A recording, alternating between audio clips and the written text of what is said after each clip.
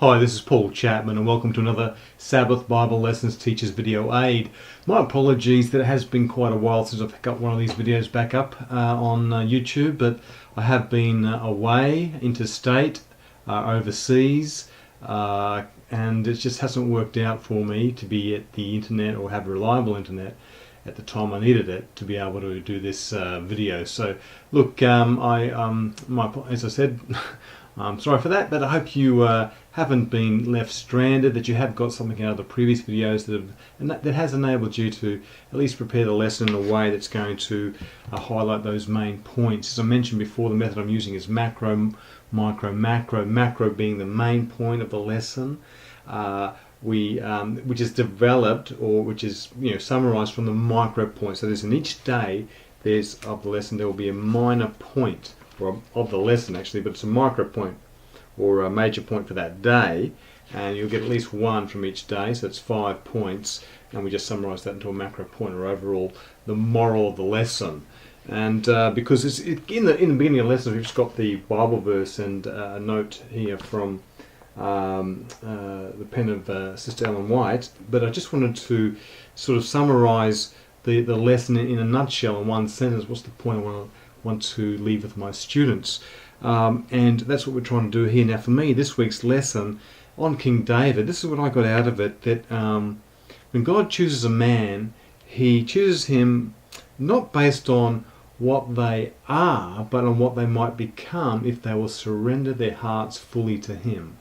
And we'll see this in the case of David, and how God did choose him, and how there was, even though he was a man after God's own heart, he still had his character problems, failings, and God was trying to work with him throughout his life to learn the lessons of faith and implicit trust in God, even when he is in times of great peril of his own life. So this is what King David had to learn. Now let's have a look through this lesson, see how it's brought out. Now the method I'm using of markup, that's this here, where the asterisk means a new concept, the arrow is a personal need, the plus symbol is a personal help, and the hash symbol is something the class should understand.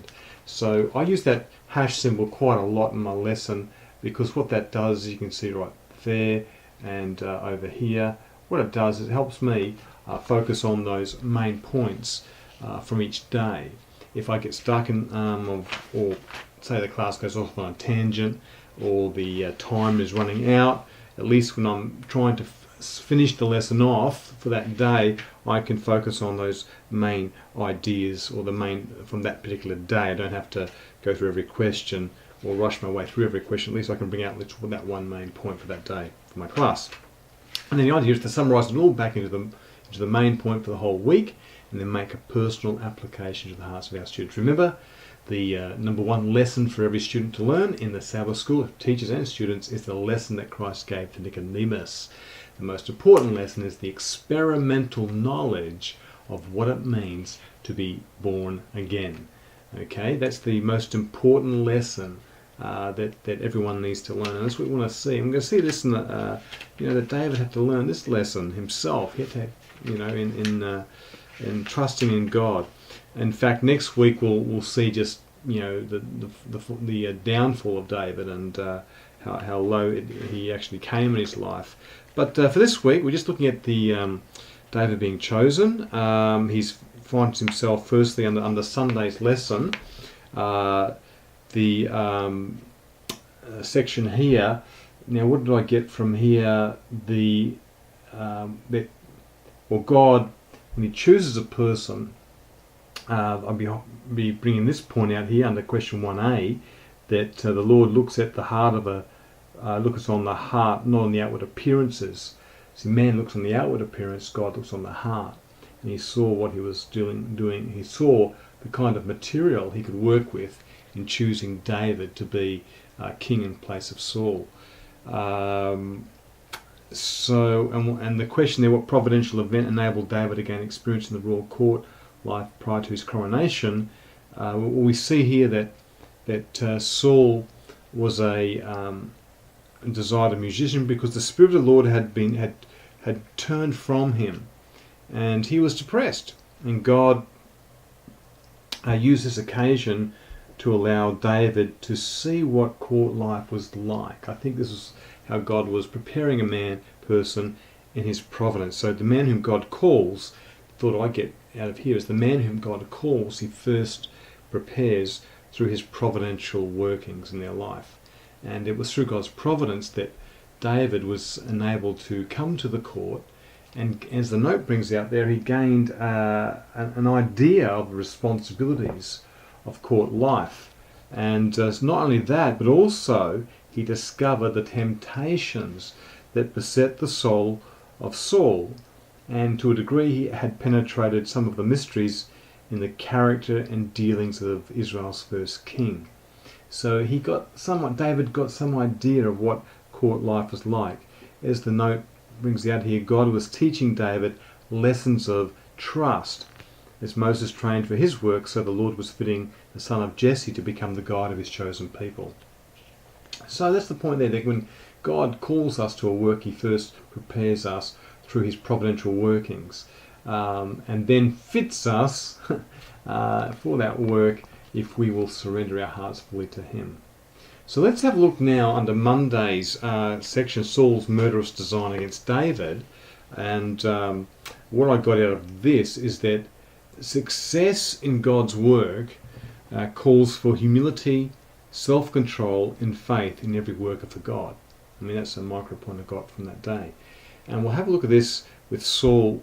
And this was the king of Israel, who was now in realizing that God had removed him from being king. Well, God said he would no longer be king. He was going to take the throne from Saul and give it to someone else. God now works to bring this person, David, into the picture. And he did so through the giant Goliath and the army of the Philistines facing up against the army of the Israelites, and no man was prepared to go out to face Goliath, but there was this one young lad who stood up in the name of the Lord and brought the giant down. And he did so, and it was quite an interesting way it was put there. David realized that God had delivered him from the mouth of the lion and from the mouth of the bear, and he'll also deliver me from this Philistine who dares defy the name of Israel, the name of the Lord God of Israel. So David took, as we know the story, he took his sling, 5 stones in his sling, and only 1 stone it took to bring that giant down, and then he severs his head with the giant's own sword. So that's Goliath's sword. So Goliath was brought down by a young lad who put his trust fully in God, and his entire trust in God. He was humble and faithful. That's what I get from here. And so, as the note brings out here, and this is just something that I'd be emphasising too to young men and young workers in particular, young preachers, it says here, should study the practical teachings of Christ as well as the theoretical, and learn of Jesus, that they might have his grace, his meekness, his humility, his lowliness of mind. That's what we need to learn, to have that meekness and lowliness of mind that Jesus had. And David had this here. And he was just there in the name of the Lord, standing up for truth and righteousness. And God was able to use him to bring victory to the Israelites. And God will do the same thing for us if we will, again, put our full trust and in the God of Israel. It goes on to here. Our ministers should not defy and provoke discussion. Some ministers have not, like humble David, trusted in the God of Israel and made him their strength. They have gone forth confident and boastful, like Goliath, magnifying themselves and not abiding in Jesus. And that's the secret to humility, is to abide in Jesus. And as we maintain our humility and our faith in God, it's our relationship with God through that abiding trust in Christ. So this is what we need to have as workers for God. And what have I got here? What else have I got? When and how did Saul begin to reveal one of the weakest points of his character? Yeah, okay. Now we see in this lesson that in contrast to David's humility and implicit trust in God's power to say, David returns from the slaughter of Goliath and the women start praising David. Saul has slain his thousands, but David his 10,000s. And of course this created a spirit of jealousy, or caused the spirit of jealousy to rise up in Saul. This was his problem.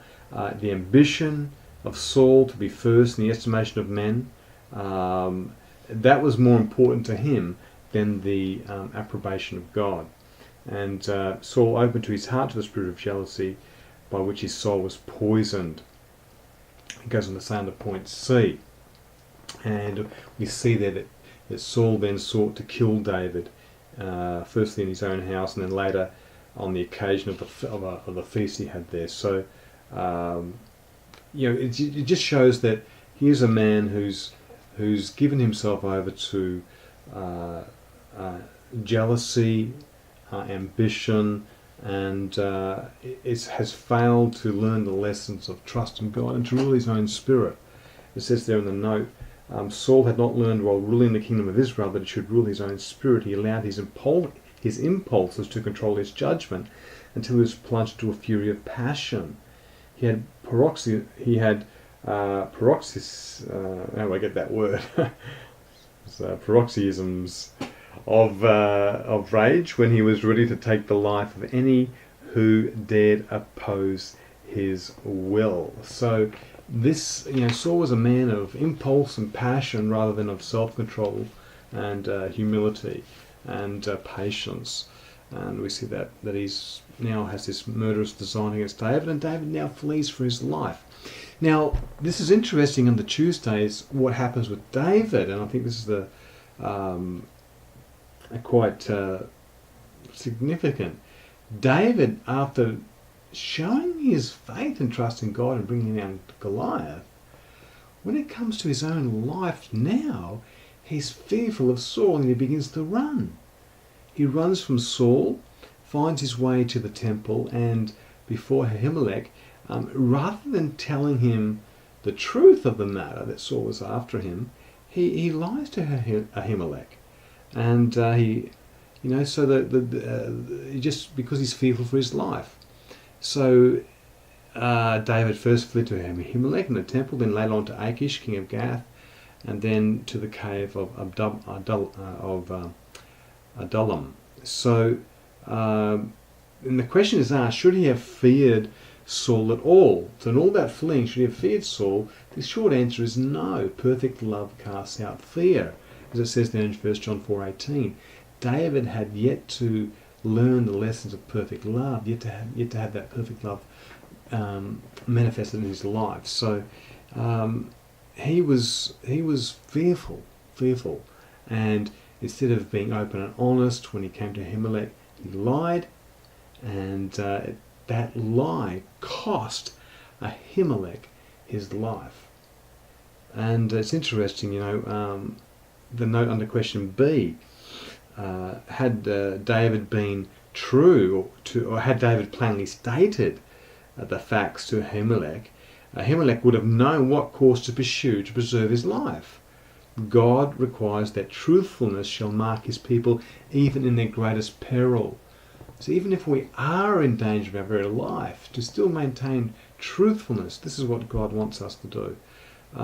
Every failure on our part, just that note under 3a, every failure on the part of the children of God is due to their lack of faith. So when the peril comes, when darkness comes upon us, we need to look up. There is light beyond the darkness, and David ought not to have mistrusted God for one moment. So, and because he did distrust God, he leaned on his own devices, on his own wits, which led to deception, and that deception resulted in death of Ahimelech. Some fearful consequences. He lies then to, or he feigns madness before Achish. So again, fearing for his life, he's resorting to this practice, a bit like his forefather Abraham. The same kind of thing happened with Abraham. Abraham told a half lie about Sarah being his wife to save his own life. A couple of times he did that. So this is a common trait through humanity, and that when in danger we resort to deception rather than trusting in the grace of God. And that's what brings us to point C, that when we are persecuted, we do not we do not we do not need to lie to protect ourselves. Okay, we simply have to trust in God's grace. I actually under here point C, the questions, rather the verse, 2 Corinthians 12 verse 19 should actually be 2 Corinthians 12 and verse 9. My grace is sufficient for thee. Okay, so that was a mistake there in the printing of this lesson, but it should be verse 9. My grace is sufficient for thee. So David had to learn that lesson of absolute trust in God and leaning upon God's grace and not fearing for his life. Between righteousness and sin, as it brings out here, between righteousness and sin, love and hatred, truth and falsehood, there is an irrepressible conflict. When one presents the love of Christ and the beauty of holiness, he is drawing away the subjects of Satan's kingdom, and the prince of evil is aroused to resist it. Persecution and reproach await all who are imbued with the Spirit of Christ. And this persecution will come upon us at one point or another. When it does come, let us learn the lesson that David failed to learn at this time, the lesson of faith and absolute confidence and trust in God, that he will preserve us, he will protect us according to his will. So when we find ourselves faced with persecution, we should, true faith relies on God's grace for deliverance and not on deception. Okay, now I come to Wednesday, the magnanimity of David. And the true magnanimity is to overcome evil with good. And we see this in the life of David. I mean, David, knowing that Saul was after him, could have Saul was after him when the opportunity came. David could have taken Saul's life and getting rid of his enemy. But here we find a couple of occasions where Saul is in the hands of David, and David chooses not to take the life of Saul, for how could he lift up his sword against the Lord's anointed? That was a wonderful, wonderful attitude of David. It comes down to the A there, when the children of Israel, under 4A and B, when the children of Israel the local people of Ziph, they offered to betray David. They went to Saul with this plan to betray David, and when Saul, and then they ended up telling Saul where David was, and then Saul went out and sought David out and was pursuing David. And while he was doing that, the Philistines ended up attacking Israel, and thus Saul was called away from chasing David and had to return to deal with the Philistines. And then after driving out the Philistines, returns to pursue David. And now Saul was asleep. David's men, they spied out Saul. They found out where he was. David was able to go there and it's a couple of different things he did. At one point there, cut off a portion of Saul's hem of his garment, but he came back and made himself, in the morning he made himself known to Saul that what he had done, and Saul realized just how the problem of his own life, how it was that David truly was a man after God's own heart, that David truly was better than he. And so it says that he was humbled. In the note here it brings out that when Saul heard the words of David, he was humbled. David said, I will not put my hands I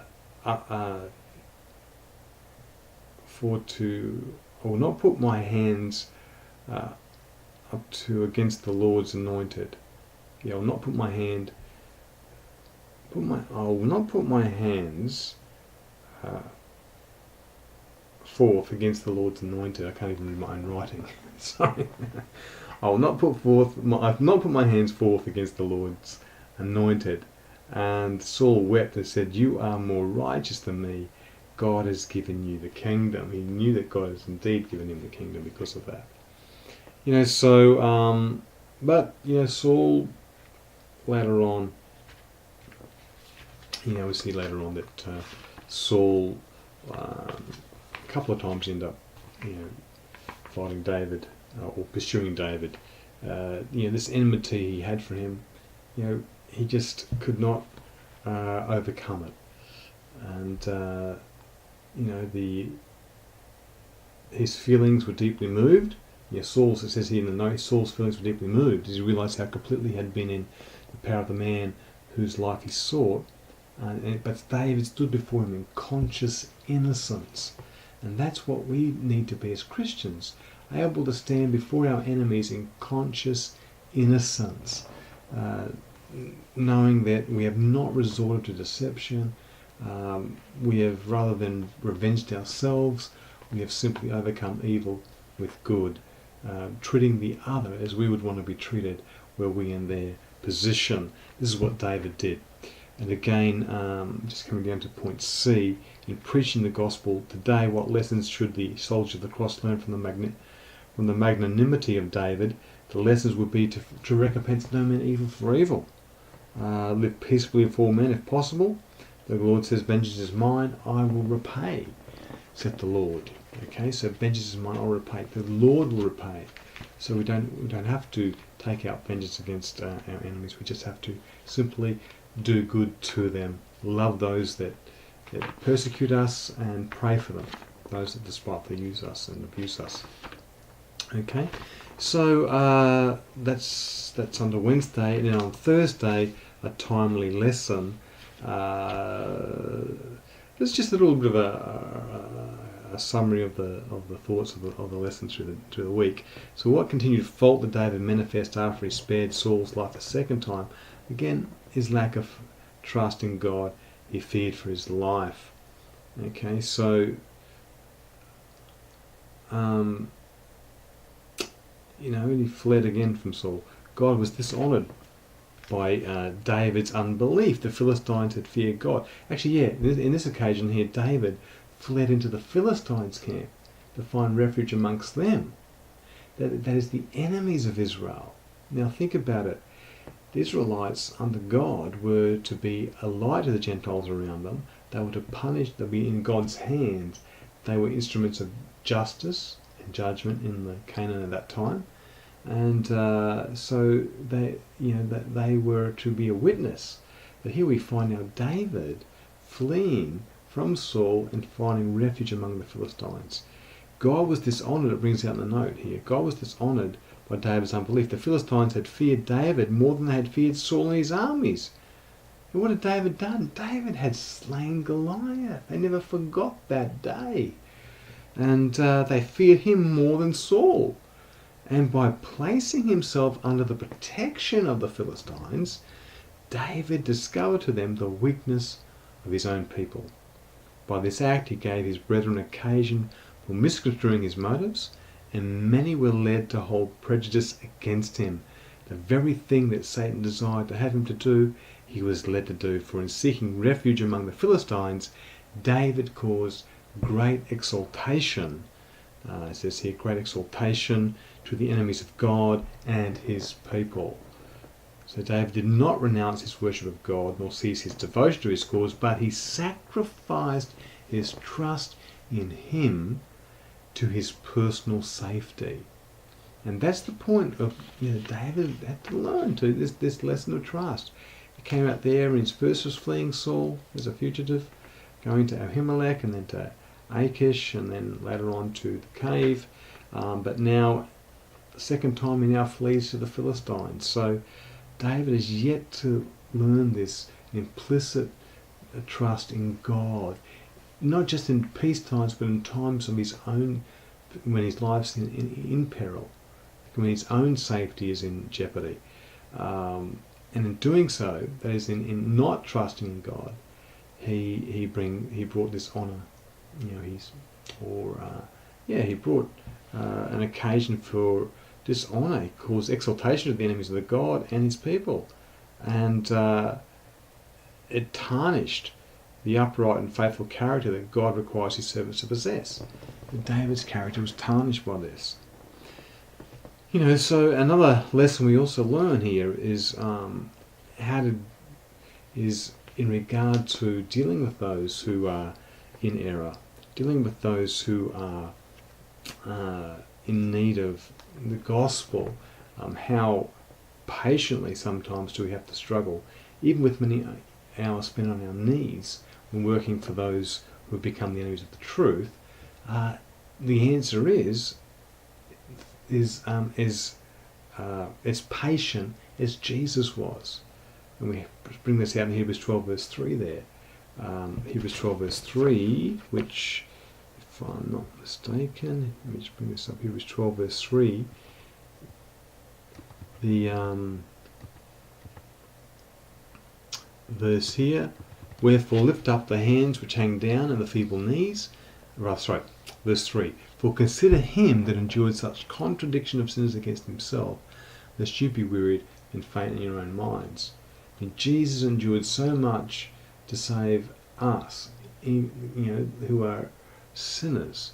How much should we be doing for those around us? Even though they do evil to us, even though they abuse us, mistreat us, we should still, reach out to them and be patient as much as Jesus was. As it says there, lift up the hands which hang down and the feeble knees, and make straight paths for your feet, lest that which is lame be turned out of the way, but let it rather be healed. For follow peace with all men, and holiness, without which no man shall see the Lord. So this was a timely lesson for us of patience in dealing with those who are in error. We can see the patience of God in dealing with, firstly with Saul, and now here with David. And the difference will, as we'll see later on, the difference will be that David was a man after God's own heart. He was a man who, though he lacked faith, he did not, he did not lose control of his spirit as Saul did. He did not let jealousy rise up in his heart as Saul did. He was not an ambitious man as Saul was. He was simply a man who loved God and wanted to give him his whole heart. And David had to learn that, going through his own experience, his own life. So this is the point, that God will choose a man or a person based on not what they are, but what they might become if they'll learn the lessons of faith and trust in him. And that's what God was trying to do with David, to develop in him a character, as the note brings out here, a character that expresses the true beauty of the man, that is the inner worth and excellency of the heart, that he might be fully accepted with God. So that's the lesson for this week. So I hope you've enjoyed this. Maybe some points there you'll bring out in your classes for this week. If not, I'm sorry I'm a little bit tired. It's been a very long day. I've actually got back from the Philippines yesterday. I'm still a little bit tired because I only had about 3 hours sleep and about 12 hours. Should have been an 8 hour sleep, ended up being a 3 hour sleep on the plane, and I'm still quite very tired, so forgive me for that, but hopefully it'll be alright for next week. So I hope you enjoyed the Sabbath Bible lesson presentation for this week, and take care. Till next time, God bless, and enjoy your study of the Sabbath Bible lessons in the Sabbath School. Bye for now.